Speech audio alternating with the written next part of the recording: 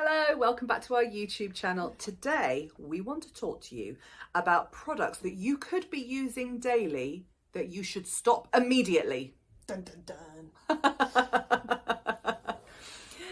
The reason that we say that is because a lot of daily used products actually cause a huge impact on our hormones and can cause inflammation. And to be well, we need to reduce inflammation. So we like to look at all the ways that we can reduce the inflammation impact in our body.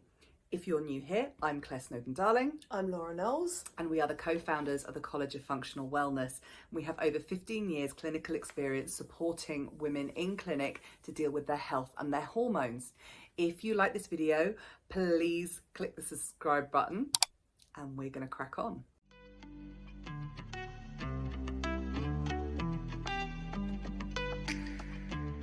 So, Laura, how do certain products affect the body and our hormones?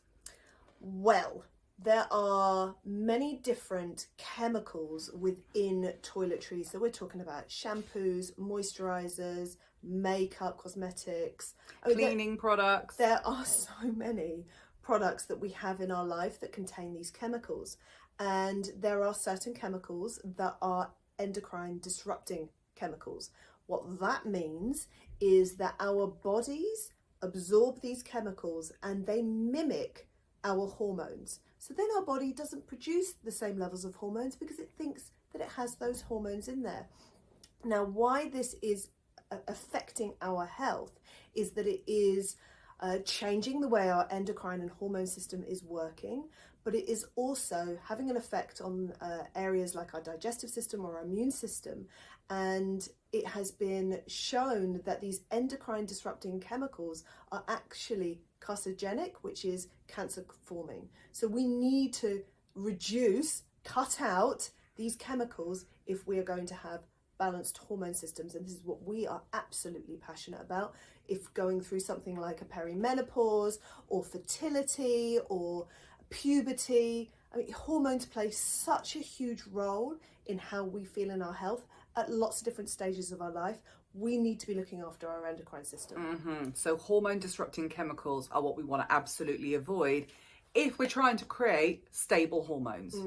It kind of makes sense, right? So the difficulty is, because we were saying that they're in everything. So where do you start? I mean, I think it's much easier these days because there are so many clean and organic brands around like this. The awareness of this, I think, has escalated. But I remember being shocked when I read that the word parfum on the back of, toiletry is actually an umbrella term for up to 200 chemicals.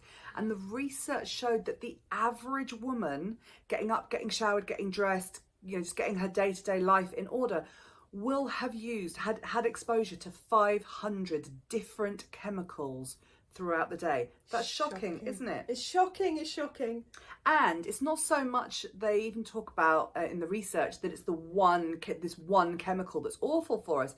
It's this one product that's awful for us. It's this combined effect that we can't get any safety data on, because who knows which toilet cleaner you choose to use and which body moisturizer you choose to use and which perfume. So there is no data available for what is actually safe to use.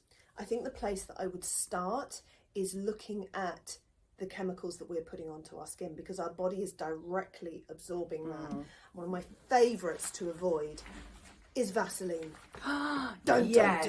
Yes, anything. So Vaseline, we obviously know is the little tin of Vaseline or the big pot of Vaseline. Iconic, isn't it, that pot? Oh, used to use it when I was little. My parents used to use it.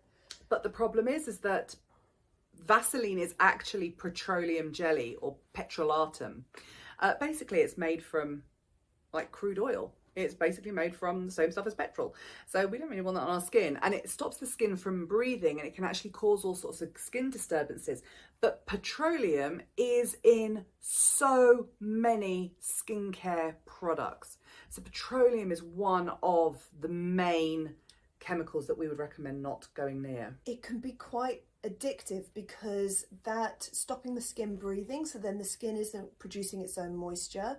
is when the Vaseline is gone and the skin is no longer producing its own moisture, it becomes dry. So then we put more Vaseline in, and then the cycle continues. So it's a hard one to crack. It's true. Do you know, mine was, there was a cherry flavoured lip balm in a pot. Is it chapstick? No. No, I'm not going to name it. Oh.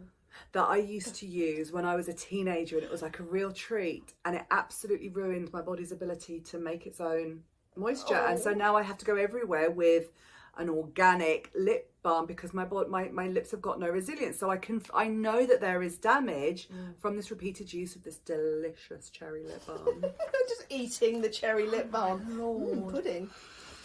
So we would definitely recommend that people stop using Vaseline or products that contain petroleum. We would also recommend things like very scented body washes. But what we're actually saying, body wash in general, when you don't see dogs washing themselves in a lake with body wash. We have suddenly developed, you might wash your dog with body wash if it stinks, but yeah, we have sort of developed this belief that humans are supposed to use all these products, but it's not necessarily true.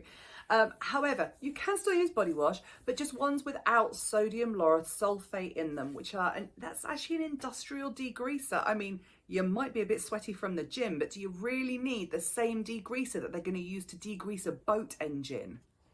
Probably not. Really smelly. And Unless you're really smelly. But it's really, really bad for you. So that stuff is, again, highly toxic and endocrine disrupting. Hairsprays and nail varnishes contain something called phthalates, which are plasticizers.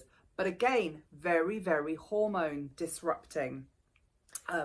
The other one I'd be thinking about is parabens, which has been in the press a lot recently. There was a very interesting study by the Guildford University who found in cancer tumours the particles of parabens. Now, they couldn't actually make the claim that parabens were causing cancer, but this interlink, there is something going on there.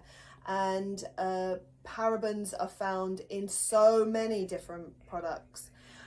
Flat pack furniture. In fact, IKEA took them out of all their flat pack furniture. You can often smell parabens. The new car smell, that's very paraben. So lots of outgassing, new clothing. Parabens are in everything. Moisturisers, body washes, body moisturisers. So that's one to definitely avoid. And also products with propylene glycol. So again, highly sensitizing for the skin and endocrine disrupting. So that's our kind of top 5 nasties to avoid and the type of products that they're in. If you would like to learn more about your own wellness or you're considering starting a career in the wellness industry, please check out the link in the description below, which will take you through to our website with all the information on our talks and accredited courses. And that's it for us from this week. If you enjoyed this video, please give us a thumbs up and don't forget to subscribe, and we will see you next time.